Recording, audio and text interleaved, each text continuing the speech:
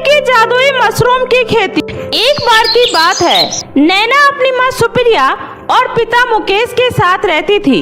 नैना के पिता सरपंच के खेतों में खेती किया करते थे। कड़ी धूप में वे अपना पसीना बहाते थे, तब जाकर सरपंच उन्हें दिन के 300 रुपया दिया करता था। परंतु बाजार में महंगाई इतनी ज्यादा बढ़ गई थी कि 300 रुपए से दिन का खर्चा चल नहीं पा रहा था। नैना गांव के ही एक प्राइवेट स्कूल में पढ़ती थी। स्कूल की फीस भी अब बढ़ती जा रही थी। एक दिन नैना स्कूल से वापस घर आ रही होती है और वो घर आकर अपनी माँ से कहती है, माँ, पिछले 2 महीने से आपने स्कूल की फीस जमा नहीं करी है। अब तो स्कूल की प्रिंसिपल भी आपको स्कूल में बुला रही है। अगर आप प्रिंसिपल मैडम से मिलने नहीं जाओगी ना, तो वो मुझे स्कूल में नहीं आने देगी। आज तो उन्होंने मुझे क्लास के बाहर ही निकाल दिया। मुझे बिल्कुल भी अच्छा नहीं लग रहा था माँ। अरे बेटी, घर में इतने काम होते हैं, इतना ज्यादा कि भूल ही जाती हूँ मैं। मेरे दिमाग से ही निकल जाता है। पर तुम चिंता मत करो, आज शाम को तुम्हारे पिता को वापस आने दो। मैं उनसे कहकर तुम्हारे स्कूल की फीस निकाल कर तुम्हारे स्कूल में जमा करवा दूंगी। ठीक है बेटी, अब बस तुम अपनी पढ़ाई पर ध्यान दो और मन लगाकर पढ़ाई करो। ठीक है माँ, आप यहाँ से शाम को पापा से पैसे ले लेना और स्कूल में जमा करवा देना। ठीक है बेटी, अभी जाकर तुम हाथ पैर धो लो। मैंने तुम्हारे लिए खाना बना दिया है। आज मैं तुम्हें अपने हाथों से खाना खिलाऊंगी। उसके बाद नैना अपने हाथ पैर धोकर खाना खाने के लिए बैठ जाती है और सुप्रिया शाम को मुकेश के आने का इंतजार करने लगती है। यहाँ मुकेश जिस सरपंच के खेतों पर काम कर रहा था, उसके खेत में फसल उगने का अभी कोई नामो निशान ही नहीं था। इसलिए सरपंच ने मुकेश को पैसे भी नहीं दिए थे। अब मुकेश को कुछ भी समझ में नहीं आ रहा था कि सरपंच कब तक उसे पैसे नहीं देगा और अगर ऐसा ही चलता रहा तो उसके घर का खर्चा कैसे चलेगा। ये सोचते सोचते मुकेश घर आ रहा होता है और जब वो घर आता है तब तक नैना सो जाती है। सुप्रिया मुकेश से पैसों की बात करती है तो मुकेश उसे बताता है कि फसल की पैदावार न होने की वजह से सरपंच ने उसे पैसे नहीं दिया और पता नहीं कब तक वो उसे पैसे देगा। ये सब सोचकर सुप्रिया भी बहुत परेशान हो जाती है। उसे समझ नहीं आता है कि कल वो अपनी बेटी के स्कूल की फीस कैसे जमा करेगी। सुप्रिया मुकेश को खाना गर्म करके देती है और उससे कहती है, आप जानते हैं जी, आज नैना की मैडम ने नैना को क्लास से बाहर खड़ा कर दिया था क्योंकि 2 महीनों से हमने नैना की स्कूल की फीस जमा नहीं की। नैना को मैंने आज कहा है कि कल उसकी फीस जमा हो जाएगी। अब आप ही बताइए मैं क्या करूं? अगर प्रिंसिपल मैडम ने नैना का नाम काट दिया तो मुझे बिल्कुल भी अच्छा नहीं लगेगा। अब मैं तुम्हें क्या बताऊं, मैं तो खुद बहुत ज्यादा परेशान हूँ। घर में राशन भी तो भरवाना होता है। मैं समझ सकती हूँ आपकी परेशानी, पर कुछ तो करना होगा ना जी। अगर कल नैना की स्कूल की फीस नहीं जमा हुई तो मैडम उसे घर भेज देगी। ये मुझे बिल्कुल भी अच्छा नहीं लगेगा। मैं सोच रही हूँ क्यों ना मैं अपने रखे हुए गहने को गिरवी रख दूँ। उन पैसों से कुछ दिनों का खर्चा चल जाएगा और नैना की स्कूल की फीस भी जमा हो जाएगी। जब हमारी आर्थिक स्थिति थोड़ी ठीक हो जाएगी तब हम अपने गहने वापस ले आएंगे। मुझे लगता है तुम जो सोच रही हो बिल्कुल सही होगा, क्योंकि इतने दिनों से पैसे ना मिलने की वजह से घर का सारा राशन भी खत्म हो रहा है। आखिर खाना भी तो बहुत जरूरी है और मैं भी नहीं चाहता कि नैना बेटी को स्कूल से निकाल दिया जाए। और हाँ, मैं चाहता हूँ अपनी नैना बेटी को इन सारी बातों का पता भी न चले।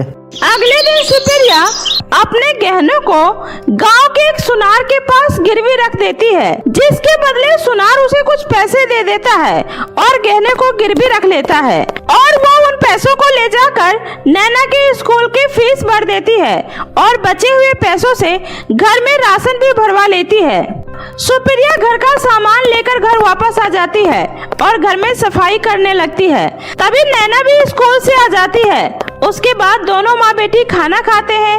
शाम को मुकेश लेट घर आता है। मुकेश के आने से पहले ही नैना सो जाया करती थी। मुकेश जब भी काम से वापस आता तो सुप्रिया उसे घर की सारी कहानी बताती है। आप जानते हो जी, बाहर राशन पानी सब्जी सब कुछ महंगा हो रहा है। सब्जियों के दाम तो आसमान छू रहे हैं। दाल खाना भी बहुत मुश्किल है। समझ नहीं आता आखिर इंसान खाए तो क्या खाए। जब मैं बाजार गई तो सब्जियों के रेट सुनकर तो मेरे होश ही उड़ गए। समझ ही नहीं आ रहा है क्या लूं क्या ना लूं। कुछ तो लेना ही पड़ेगा ना जी। जीना है तो पेट भी भरना ही होगा ना। कह तो तुम सही रही हो भाग्यवान। मैं तो कहता हूँ कुछ दिन तक सस्ती सब्जियां ही लेकर गुजारा करना पड़ेगा। आखिर गिरवी रख गहनों के पैसे से घर कब तक चलेगा। क्या करूं जी, लेकिन नैना है ना, कितने दिनों से कह रही है माँ मुझे मटर मशरूम खाने हैं, और मटर के रेट तो 100 रुपए हैं, और मशरूम का तो तुम जानते ही हो ना, वो तो केवल अमीर लोग ही खा सकते हैं। अब मैं उसकी ये जिद कैसे पूरी करूं? रोज स्कूल से आकर कहती है माँ मटर मशरूम खाना है। कोई बात नहीं, अगर मेरी नैना बेटी इतना कह रही है तो एक बार मटर मशरूम बना ही लो। इसी बहाने हम सब भी कुछ अच्छा खा लेंगे। काफी दिन हो गए घर में कुछ अच्छा नहीं बना। इतनी बातें करने के बाद वे सब लोग सो जाते हैं और अगले दिन सुबह उठकर नैना अपने स्कूल चली जाती है और मुकेश अपने खेत पर काम करने के लिए चला जाता है। घर में सुप्रिया झाड़ू पोछा का काम, बर्तन धोना, कपड़ा धोना सारे काम कर लेती है। और आज सुप्रिया को मार्केट से मटर और मशरूम लेकर आना था, इसलिए वो अपने थैला लेकर बाजार की ओर निकल पड़ती है। सब्जियां वैसे तो बहुत ही महंगी थी। सुप्रिया सब्जी की दुकान पर जाकर कहती है भैया आधा किलो मटर दे दो। मटर के भाव तो 200 रुपए किलो है। बताओ कितना तोल दूं? क्या कहा? 200 रुपए? ये तो बहुत ज्यादा महंगा है। देख लो, अगर खाना है तो और कुछ खरीद लो। सब्जियां तो सब महंगी हैं। लेकिन सुप्रिया को तो आज मटर मशरूम ही बनाना था, इसलिए वो आधा किलो मटर ले लेती है। उसके बाद वो मशरूम लेने के लिए पहुंच जाती है। सुप्रिया एक ठेले वाले से मशरूम का भाव पूछती है। अरे भैया मशरूम कैसे दे रहे हो? 500 रुपए किलो है बहन जी। कितनी लेनी है आपको? क्या कहा आपने? 500 रुपए किलो? सोना बेच रहे हो क्या? अब क्या करे बहन जी, मार्केट में जो रेट चल रहा है उसी के हिसाब से बता रहा हूँ। अब आप ही बताइए हम क्या कर सकते हैं। आपको कितना चाहिए? अरे सब्जियों के भाव इतनी ज्यादा क्यों हो रही है? टमाटर इतने महंगे हैं, मटर इतनी महंगी है, इंसान खाए तो क्या खाए? मशरूम के इतने महंगे रेट को सुनकर सुप्रिया बिना मशरूम लिए वहाँ से चली जाती है। सुप्रिया को समझ नहीं आता है कि अब वो घर में नैना को क्या जवाब देगी। सुप्रिया रास्ते से घर जा रही होती है, तभी एक पेड़ के पीछे से सुप्रिया को कोई 3-4 बार आवाज लगाता है। सुप्रिया को जब महसूस होता है तो वो इधर उधर देखने लगती है। जब वो पीछे देखती है तो उसे वहाँ पर एक पेड़ दिखाई देता है। सुप्रिया उस पेड़ के पास पहुँच जाती है। उसे वहाँ पेड़ के अलावा और कोई दिखाई नहीं देता है। अरे ये क्या, यहाँ तो कोई भी नहीं है। आवाज तो यहीं से आ रही थी। लगता है ये मेरा कोई भ्रम होगा। बाहर धूप भी तो कितनी तेज हो रही है। मुझे घर चलना चाहिए। सुप्रिया वहाँ से आगे जाने लगती है, तभी उसे फिर से आवाज आती है। तब सुप्रिया देखती है कि पेड़ के आसपास छोटे छोटे मशरूम लगे हुए हैं। उन मशरूम पर तो सुप्रिया की नजर पहले गई ही नहीं थी। मशरूम को देखकर सुप्रिया को बहुत ही अच्छा लगता है और वो आवाज को अनदेखा करते हुए मशरूम को तोड़ लेती है और थैली में रखकर घर ले जाने लगती है। लगता है भगवान ने मेरी सुन ली और रास्ते में ही मुझे बिना पैसों के ही मशरूम मिल गया। आज तो इन्हीं मशरूम की बड़े प्यार से नैना के लिए सब्जी बनाऊंगी। सुप्रिया घर आकर मटर मशरूम बनाने की तैयारी करने लग जाती है। सुप्रिया पेड़ से मशरूम तोड़कर लाई थी, इसलिए वो उन्हें अच्छे से धोने लगती है। धोते धोते मशरूम में से आवाज आती है, अरे अरे इस तरह हमें मसल क्यों रही हो? हमें दर्द हो रहा है। इतनी देर से हम तुम्हें वहाँ आवाज लगा रहे थे, तुम तो हमें सुन ही नहीं रही थी और यहाँ हमें धो रही हो। हे भगवान, ये क्या है? ये क्या देख रही हूँ मैं कहीं कोई सपना तो नहीं देख रही हूँ? ये मशरूम बोल रहे हैं। अरे तुम कोई सपना नहीं देख रही हो, हम कोई मामूली मशरूम नहीं, हम तो जादुई मशरूम है, जादुई मशरूम। क्या कहा? जादुई मशरूम? ऐसा भी भला हो सकता है क्या?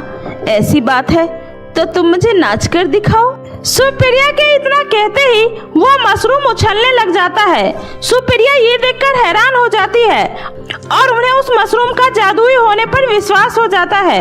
मशरूम सुप्रिया से बातें करते हैं। उसके बाद सुप्रिया मशरूम को अपनी सारी बातें बताती है। मशरूम अपनी जादुई शक्तियों से मटर और मशरूम की सब्जी वहाँ पर प्रकट कर देता है और वो सब्जी दिखने में बहुत ही स्वादिष्ट लग रहा होता है। नैना जब स्कूल से घर वापस आती है तो उस दिन मुकेश भी घर जल्दी वापस आ जाता है और उसके बाद पूरा परिवार मिलकर एक साथ मटर और मशरूम की सब्जी खाते हैं। सब्जी बहुत ही ज्यादा स्वादिष्ट थी। माँ, सब्जी तो बहुत ज्यादा स्वादिष्ट है, मुझे और मिल सकती है क्या? अरे हाँ भाग्यवान, सब्जी तो बहुत अच्छी है। तुमने तेल मसाला सब बहुत अच्छे से डाला है। उस दिन उसका पूरा परिवार बहुत ही अच्छे से मटर और मशरूम की सब्जी खाते हैं। खाना खाने के बाद पूरा परिवार सो जाता है। अगली सुबह उठकर वे लोग अपने घर के कामों में लग जाते हैं। नैना स्कूल चली जाती है, मुकेश भी अपने काम पर चला जाता है। घर का काम खत्म करने के बाद सुप्रिया मशरूम से बातें करने लग जाती है। मशरूम धीरे धीरे खराब होने लग जाता है। सुप्रिया को समझ नहीं आता है कि मशरूम खराब क्यों हो रहा है। मुझे लग रहा है कि अब तुम धीरे धीरे मुरझा रहे हो। मुझे तुम्हें वापस से धरती में गाड़ देना चाहिए, नहीं तो तुम धीरे धीरे खत्म हो जाओगे। हाँ सुप्रिया, तुम बिल्कुल सही कह रही हो। तुम एक बहुत अच्छी और दयालु औरत हो। तुम मुझे अपने आंगन में लगा दो, मैं हमेशा तुम्हारी मदद करूंगी। तुम्हें जिस भी चीज की आवश्यकता होगी तुम वो मुझसे मांग सकती हो। देखो, अभी तो मुझे कुछ भी नहीं चाहिए। मैं तुम्हें बाहर अपने आंगन में लगा देती हूँ, पर जब भी मुझे कुछ चाहिए होगा तो मैं तुमसे जरूर मांगूंगी। इतना कहकर सुप्रिया मशरूम को बाहर आंगन में लगा देती है और उन्हें पानी देती है। मशरूम फिर से हरा भरा हो जाता है और धीरे धीरे बड़ा होने लगता है। एक दिन सरपंच मुकेश को काम से निकाल देता है और सुप्रिया के पास भी पैसे अब खत्म हो जाते हैं। कुछ दिनों तक तो सुप्रिया दुकान से उधार सामान लाकर किसी तरीके से अपना गुजारा करती है, लेकिन एक दिन दुकानदार घर आ जाता है और सुप्रिया और मुकेश को धमका कर जाता है। यह सब आंगन में लगा मशरूम देख रहा होता है। तभी मशरूम अपनी जादुई शक्तियों से सुप्रिया का घर एक बड़े से घर में बदल देता है और घर में सभी जरूरत की चीजें, एसी, टीवी, कूलर सब कुछ मौजूद कर देता है। ये सब देखकर सुप्रिया को मशरूम की याद आ जाती है और उसे याद आता है कि ये मशरूम तो जादुई है। उसके बाद सुप्रिया मशरूम का धन्यवाद करती है। मैं जानती हूँ कि ये सब तुमने ही किया है जादुई मशरूम। तुम बहुत ही अच्छे हो। मैं तुम्हें भूल गई थी, मुझे माफ कर देना। सुप्रिया, तुम बहुत अच्छी हो। तुमने कभी हमारा गलत फायदा उठाने की कोशिश नहीं की। तुम जानती हो कि हम जादुई हैं, फिर भी तुमने हमसे कुछ नहीं मांगा, पर हमने ये सब तुम्हारी भलाई के लिए किया है। अब हम यहाँ से वापस जा रहे हैं, इसलिए ये सब हमने तुम्हारे लिए किया है। ठीक है जादुई मशरूम, तुम्हारा बहुत बहुत शुक्रिया। इसके बाद वो जादुई मशरूम वहाँ से गायब हो जाता है और सुप्रिया अपने परिवार के साथ साथ हंसी खुशी अपना जीवन बिताने लगती है। सौतेली माँ ने किया शादी का सौदा। प्लीज माँ, मेरे साथ ऐसा अन्याय मत करो। मैं अभी पढ़ाई करना चाहती हूँ, मैं ये शादी नहीं करूँगी। शादी तो तेरी होकर रहेगी और अब मैं भी देखती हूँ कि तू कैसे ये शादी नहीं करती है। माँ, कम से कम उस इंसान की उम्र तो देखो, वो कहाँ 50 साल का है और मैं 15 साल की हूँ। अरे उम्र को मत देख, बहुत पैसे वाला दामाद ढूंढा है मैंने तेरे लिए। अब तुझ जैसी मनहूस के लिए कोई राजकुमार तो मिलने से रहा, इसलिए मेरी मान और चुपचाप इस शादी के लिए हाँ कह दे और मेरे सिर से अपना ये बोझ हटा। पैदा होते ही अपनी माँ को खा गई, फिर बाप को खा गई, अब क्या मुझे मार कर दम लेगी? देख चकोर, जो भी मैं कर रही हूँ तेरी भलाई के लिए कर रही हूँ। आप जल्दी से तैयार होकर बाहर आ जा, सब बाहर तुम्हारा इंतजार कर रहे हैं। माँ, एक बार फिर सोच लो, मैं आपकी सारी बात मानूंगी।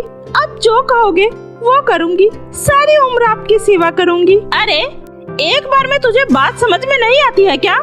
जब मैंने फैसला कर लिया तो कर लिया, अब मुंह बंद कर और दफा हो जा हमेशा के लिए मेरे इस घर से, समझी?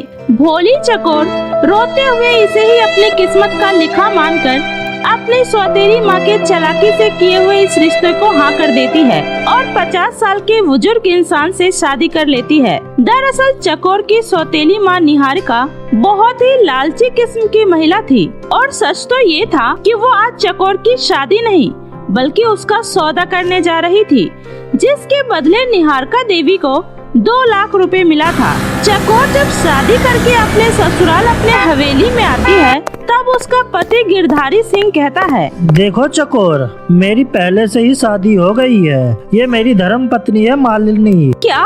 फिर आपने मुझसे शादी करके मेरी जिंदगी क्यों बर्बाद कर दी? आखिर आपने मेरे साथ ऐसा क्यों किया? शादी?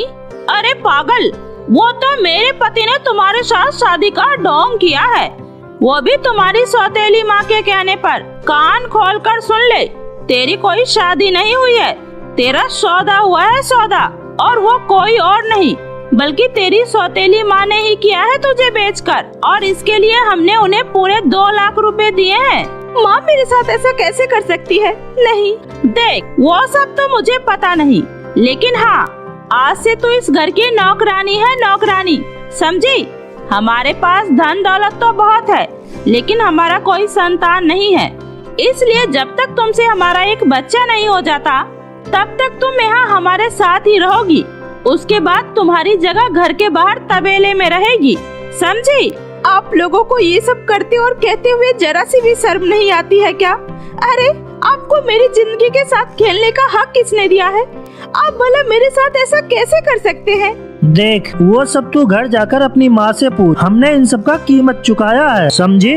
अब जा, हमारे लिए जाकर चाय बना के ले आ। उस दिन से ऐसे ही चकोर की जिंदगी मुश्किलों से कट रही थी। 1 साल के बाद चकोर ने एक बेटे को जन्म दिया। बेटे को जन्म देते ही उस बच्चे को मालिनी ने चकोर से छीनकर अपनी गोद में ले लिया। देख चकोर, अब से तेरा काम इस घर में खत्म हो गया है, और अब से ये बच्चा मेरा है, और खबरदार, इस बारे में किसी को भी बताया तो अब से तू घर के पीछे गाय के तबेले में रहेगी, समझी? नहीं, ऐसा मत करो, मुझे मेरे बच्चे से दूर मत करो। ये बच्चा मेरा है और मुझे मेरे बच्चे को दे दो।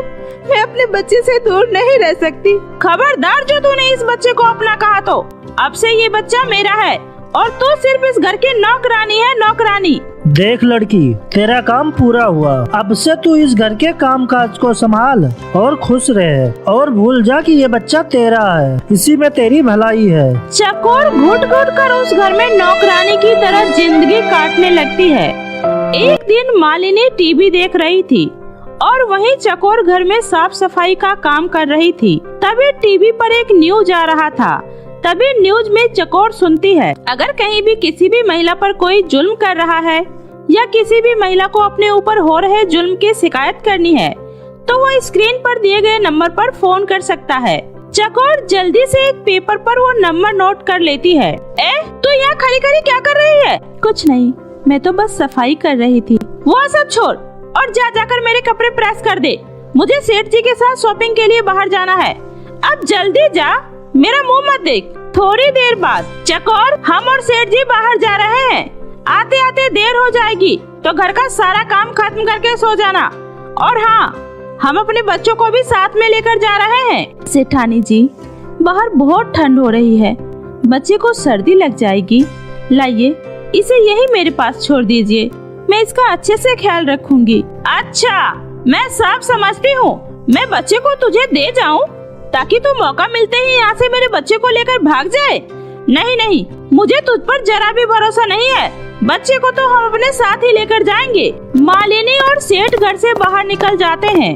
तभी मौका देखकर चकोर फोन से वो नंबर मिलाती है। हेलो, प्लीज प्लीज मैं आपके आगे हाथ जोड़ती हूँ, मुझे बचा लीजिए, मेरे बच्चे को बचा लीजिए। देखो बेटा, मैं महिला मंच की अध्यक्ष हूँ और हमेशा महिला के ऊपर हो रहे अत्याचार के विरुद्ध खड़ी रहती हूँ। मुझे पूरी बात बताओ, क्या बात है? उसके बाद चकोर तुलसी मैडम को सारी बातें बताती है। मैं इन लोगों को छोड़ूंगी नहीं। चकोर, तुम जल्दी से अपना एड्रेस बताओ, हम अभी पहुँच रहे हैं, तुम चिंता मत करो, अब ये लोग नहीं बचेंगे। तभी वहाँ पर मालिनी और गिरधारी सेठ आ जाता है। किससे बात कर रही थी? अब तुम लोगों को अपने किए की सजा मिलेगी। तुमने मेरे साथ आज तक जो भी किया है, आज मैं सबको बताऊंगी कि ये बच्चा तुम्हारा नहीं बल्कि मेरा है। वो लोग यहाँ पहुँचे, उससे पहले ही हमें कुछ करना होगा। उसके बाद सेठ और सेठानी दोनों मिलकर चकोर को खूब मारते हैं और उसका हाथ पैर बांधकर स्टोर रूम में बंद कर देते हैं। तभी घर का डोरबेल बजता है और तुलसी देवी अपने साथ लिस्ट लेकर वहाँ पर पहुँचती है। अच्छा, तो तुम ही हो गिरधारी सेठ? चकोर, चकोर कहाँ है? चकोर? कौन चकोर? यहाँ पर तो कोई चकोर नहीं है। ये कौन है? ये मेरी पत्नी मालिनी है और ये मेरा बच्चा है, मतलब हमारा बच्चा है। मेरे पति बिल्कुल ठीक कह रहे हैं मैडम, हमारे यहाँ कोई चकोर नाम की लड़की नहीं रहती है। अच्छा, फिर ये बच्चा किसका है? तुम्हारी उम्र देखकर तो नहीं लगता कि ये बच्चा तुम्हारा है। मुझे तो कुछ गड़बड़ लग रहा है। इंस्पेक्टर, आप जल्दी से पूरे घर की तलाशी लीजिए, ये लोग जरूर हमसे कुछ छुपा रहे हैं। कुछ देर बाद पुलिस को चकोर स्टोर रूम में बंधे हुए मिल जाती है। वो चकोर को वहाँ से उठाकर बाहर लाते हैं। अच्छा हुआ मैडम आप आ गए, वरना ये लोग आज मुझे जान से मार डालते। मैडम, ये बच्चा मेरा है, मुझे इनसे मेरा बच्चा दिला दीजिए। चकोर, तुम्हारे साथ अब कुछ भी गलत नहीं होगा, तुम्हें तुम्हारा बच्चा भी मिलेगा और तुम्हारा हक भी। उसके बाद तुलसी मैडम गिरधारी सेठ से कहती है, गिरधारी, तुम्हारे पास शहर में भी एक कोठी है ना? जी मैडम। वो कोठी अब तुम चकोर के नाम करोगे। पुलिस और तुलसी मैडम के डर से गिरधारी सेठ अपना शहर वाला कोठी चकोर के नाम कर देता है। उसके बाद गिरधारी और मालिनी को पुलिस पकड़कर जेल में बंद कर देती है। मैडम, मुझे मेरा बच्चा और घर दोनों मिल गया, लेकिन मैं इतने बड़े शहर में अकेले बच्चे को लेकर कैसे रहूंगी? चिंता मत करो चकोर, वहीं पास ही मेरा एनजीओ है। तुम मेरे एनजीओ में अब से काम करोगी और अपना और अपने बच्चे का भविष्य सुंदर बनाओगी। चकोर शहर में हंसी खुशी अपना जीवन बिताने लगती है। इधर तुलसी मैडम और चकोर के बयान पर चकोर की सौतेली माँ और सेठ गिरधारी और उसकी पत्नी को 7-7 साल की सजा मिलती है। जादुई मिर्ची का यूनिक लहंगा। अरे वाह गरिमा, तुमने तो बहुत ही खूबसूरत फैब्रिक और आलू का मिक्सअप करके यूनिक लहंगा डिजाइन बनाया है। माँ, मैंने घर का सारा काम कर लिया है और खाना भी बना दिया है। अब मैं जल्दी से स्कूल के लिए तैयार हो जाती हूँ, वरना मास्टर जी बहुत गुस्सा करेंगे। आज आखिरी इम्तिहान है और आज मैं देर से गई तो पक्का मास्टर जी मुझे इम्तिहान से पहले ही फेल कर देंगे। आप अपना और छोटू का ख्याल रखना। अब मैं चलती हूँ। गरिमा थी तो महज 15 साल की, लेकिन वो अपने परिवार को सुखी रखने के लिए कुछ करना चाहती थी, लेकिन क्या करना है वो उसे भी नहीं पता। बस उसने गांव में सुना था कि पढ़ाई हर एक समस्या का हल है। बस उसने उसी दिन से मन में पढ़ने का ठान लिया। रट्टा मार मार कर वो जैसे तैसे करके 10वीं और 11वीं तो पास कर जाती है, लेकिन 12वीं की परीक्षा के बाद पूरी तरीके से उसकी जिंदगी ही बदल जाती है। हाँ मौसी, यहाँ सब ठीक है। आप कैसी हो मौसी? और सोनम कैसी है? हाँ हाँ मौसी, बस आखिरी इम्तिहान बचा है। बस मौसी, 12वीं का रिजल्ट आते ही मैं नौकरी के लिए आपके पास आती हूँ। ठीक है गरिमा, अच्छे से एग्जाम देना। और हाँ, तुम्हारे मौसा ने कंपनी में तुम्हारे जॉब की भी बात कर ली है। बस तो जल्दी से 12वीं का सर्टिफिकेट लेकर यहाँ आ जा। जी जी मौसी, माँ ने आपके पसंदीदा बेसन के लड्डू भी बना दिए हैं। बस एक बार रिजल्ट आ जाए फिर मैं आती हूँ। गरिमा बहुत खुश थी, क्योंकि उसने जिस चीज के लिए इतने सालों से न चाहते हुए भी पढ़ाई की, फाइनली अब वो पूरा हो चुका था। लेकिन किस्मत को तो कुछ और ही मंजूर था। गरिमा 12वीं के इम्तिहान में पूरी तरीके से फेल हो जाती है। मास्टर साहब, ऐसा नहीं हो सकता, जरूर आपको कॉपी चेक करने में गड़बड़ी हुई है। मैंने सारे प्रश्नों के उत्तर अच्छे से लिखे थे, फिर ये कैसे हो सकता है? आपको कोई गलतफहमी हुई है। गरिमा बेटी, इसमें तेरी कोई गलती नहीं है। इस पूरे स्कूल में 12वीं तक अच्छा है, लेकिन पढ़ाने के लिए मात्र 5 टीचर हैं। उनमें से भी 3 शिक्षक तो कभी स्कूल आते ही नहीं हैं। और इस बार कॉपी चेक हमने नहीं, बल्कि शहर के बड़े शिक्षक ने किया है। बेटी, इस बार ज्यादातर बच्चे फेल हो गए हैं। मास्टर जी, कोई बात नहीं, मैं दोबारा से मेहनत करूंगी। कोई फायदा नहीं है बेटी, क्योंकि यहाँ कोई पढ़ाने वाला शिक्षक नहीं है। तो तू कैसे पास होगी? तू एक काम कर, तू शहर जाकर वहाँ से पढ़ाई कर लो। वहाँ तुम्हें अच्छे शिक्षक मिल जाएंगे, या फिर तू किसी प्राइवेट कोचिंग से ट्यूशन ले ले, तभी तू परीक्षा में पास हो पाएगी। जी मास्टर जी, शुक्रिया। गरिमा उदास मन से घर की तरफ जा रही थी, क्योंकि अब वो पूरी तरीके से टूट चुकी थी, क्योंकि उसे अपने घर की हालात अच्छे से पता था। वह चाहकर भी आगे की पढ़ाई नहीं कर सकती थी। कुछ दिनों तक तो वो बहुत निराश रहती है। फिर एक दिन, अरे ओ गरिमा, तुझे पता है हमारे गांव में एक एनजीओ आया है। वहाँ हमें मुफ्त में सिलाई बुनाई कढ़ाई सबको सिखाया जाएगा। तुझे तो सिलाई का बहुत शौक था ना, चल ना हम भी वहाँ सीखने चलते हैं। क्या सच में? उसके बाद गरिमा सिलाई सीखने लगती है। कुछ दिनों बाद सिलाई सिखाने वाली मैडम विनीता सभी लड़कियों से कहती है, आज आप सबको एक लहंगा बनाना है और जिसका लहंगा सबसे यूनिक और डिजाइनर होगा उसे मिलेगा लहंगा सिलाई मेगा ऑडिशन में भाग लेने का सीधा मौका। ये सिलाई का मेगा ऑडिशन क्या होता है विनीता मैडम? अरे मेगा ऑडिशन एक बहुत बड़ा मौका है उन गरीब बच्चों के लिए जिसका सपना फैशन डिजाइनर बनने का होता है। मैं यहाँ से कुछ लड़कियों को सेलेक्ट करके शहर लेकर जाऊंगी, जहाँ उनकी अच्छे से ट्रेनिंग करवाऊंगी और फिर वो लड़कियाँ वहाँ ऑडिशन में भाग लेंगी और जिसका लहंगा जजेस को पसंद आएगा उसे पूरे 1 लाख रुपए इनाम और साथ ही उन्हें बहुत बड़े कंपनी के साथ काम करने का सीधा मौका मिलेगा। ये सुनकर गरिमा बहुत खुश हो जाती है। मेरे पास बस ये आखिरी मौका है अपने घर वालों के लिए कुछ करने का, चाहे कुछ भी हो जाए, लेकिन मुझे किसी भी तरह से इस ऑडिशन में जाना है और जीत कर आना है। मैं अपने जी जान से मेहनत करूंगी।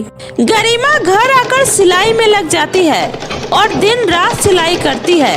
वो अपने मन में डिजाइन सोचती, फिर वो उसे सिलती और अपना लहंगा देखकर सोचती, ये लहंगा अच्छा तो बहुत है लेकिन यूनिक नहीं है, मुझे कुछ अलग तरीके से लहंगा सिलना होगा। सोच गरिमा, कुछ नया सोच। गरिमा अपनी माँ की पुरानी साड़ी लेकर 2-3 अलग अलग डिजाइन के लहंगे बनाती है और एनजीओ में लेकर जाती है। सभी बच्चों का लहंगा देखने के बाद विनीता मैडम उस गांव से 3 लड़कियों को सेलेक्ट करती है, जिसमें गरिमा का भी नाम होता है। गरिमा, तुम्हारा लहंगा बहुत अच्छा है लेकिन ये मेगा ऑडिशन के लायक नहीं है। उस ऑडिशन को जीतने के लिए तुम्हें और भी मेहनत करनी होगी और भी कुछ नया बनाना होगा। मैडम, मैं अपने जी जान से मेहनत करूंगी, मेरा यकीन करिए मैडम, मुझे बस एक मौका दे दीजिए। गुड, ठीक है, तो तुम तीनों अपना अपना सामान बांध लो और मेरे साथ गाड़ी में बैठो। हमें आज ही शहर के लिए निकलना है। ऑडिशन आज से 4 दिन बाद है, तब तक हमें प्रैक्टिस भी करनी है।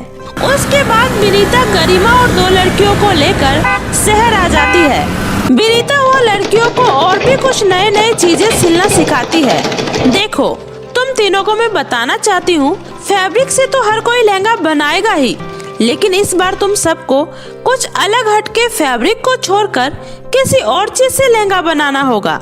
ये बिल्कुल नया और यूनिक होगा। पर मैडम, बिना कपड़ों का हम किस चीज से लहंगा सिलेंगे? अपने आसपास देखो, बहुत सारी चीजें हैं, घास फूस, कागज, फल, सब्जी। वाह मैडम, ये आइडिया तो बहुत ही अच्छा है। मैं भी ऐसा ही कुछ सोच रही थी। फिर चलो, यहाँ पास ही सब्जी मंडी है, जाओ सब वहाँ से सुंदर सुंदर फ्रूट और सब्जी लेकर आओ और लहंगा बनाना शुरू करो, क्योंकि ऑडिशन कल ही है। उसके बाद सारी लड़कियां मंडी से कोई बंद गोभी तो कोई मटर, कोई आलू, सब लाकर लहंगा सिलने लगती है। तभी विनीता मैम आती है और सबका लहंगा देखकर कहती है, अरे वाह गरिमा, तुमने तो बहुत ही खूबसूरत फैब्रिक और आलू का मिक्सअप करके यूनिक लहंगा डिजाइन बनाया है। वाह, ये कुछ हटके है और मुझे यकीन है ये सबको बहुत पसंद आएगा। तो बच्चों, अब मैं चलती हूँ, तुम लोग कल टाइम से पहुँच जाना, मैं तुम्हें वही ऑडिशन में ही मिलूंगी। इतना बोलकर विनीता मैडम चली जाती है। तभी गरिमा के साथ ही दोनों लड़कियां आपस में बातें करने लगती है। अरे, हमने भी तो इतनी मेहनत से लहंगा सिला है, लेकिन हमारी लहंगा का तारीफ करना तो दूर, विनीता मैडम ने इसे देखा तक नहीं और इस गरिमा की बच्ची के लहंगा का तारीफ करके चली गई। अरे तुमने देखा नहीं, उसका लहंगा सच में बहुत ही अच्छा है। वो जब से आई है सिर्फ सिलाई में ही घुसी रहती है और फल सब्जियों से लहंगा बनाना तो हमारे बस की बात नहीं है, ये हमसे नहीं होने वाला।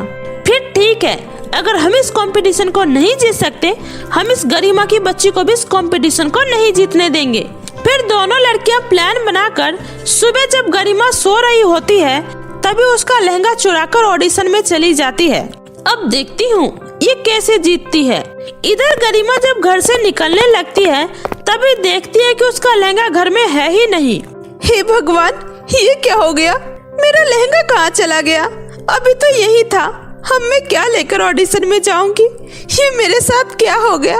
अब तो समय भी नहीं बचा कि मैं दोबारा दूसरा लहंगा बना सकूं। मैं फिर से एक बार हार गई। गरिमा रोते रोते ऑडिशन में पहुंचती है। तभी एक अनाउंसमेंट होता है, आपका ये ऑडिशन अलग तरीके से होने वाला है। आज सबको लाइव बैठकर लहंगा बनाना होगा और जो जितनी जल्दी और अच्छा लहंगा बनाएगा वही इस मेगा ऑडिशन का विनर होगा। ये सुनकर गरिमा को तो ऐसा लगता है कि मानो उसकी पुकार भगवान ने सुन ली। वो अपना आंसू पोंछकर स्टेज पर जाती है। मैं जल्दी से ये फैब्रिक और मिर्च को लेकर इससे कुछ नया बनाने का ट्राई करती हूँ। गरिमा जल्दी से अपने मन में डिजाइन सोचती है और उसे एक यूनिक मिर्ची का लहंगा का रूप दे देती है और टाइम खत्म होने से पहले ही वो लहंगा बनाकर तैयार कर देती है। गरिमा का लहंगा इतना यूनिक और सबसे कम समय में बनाया हुआ सबसे बेस्ट लहंगा होता है। गरिमा का लहंगा सबको पसंद आता है और लास्ट में गरिमा उस मेगा ऑडिशन की विनर बनती है। इनाम के तौर पर उसे 1 लाख रुपए मिलता है और उसे एक बहुत बड़ी कंपनी में जॉब भी मिल जाता है। गरिमा ने अपने घर वालों के लिए जितने भी सपने देखे थे वो सब पूरा करती है और जिन लड़कियों ने गरिमा के लहंगे चुराए थे उनका सर शर्मिंदगी से हमेशा के लिए झुक जाता है।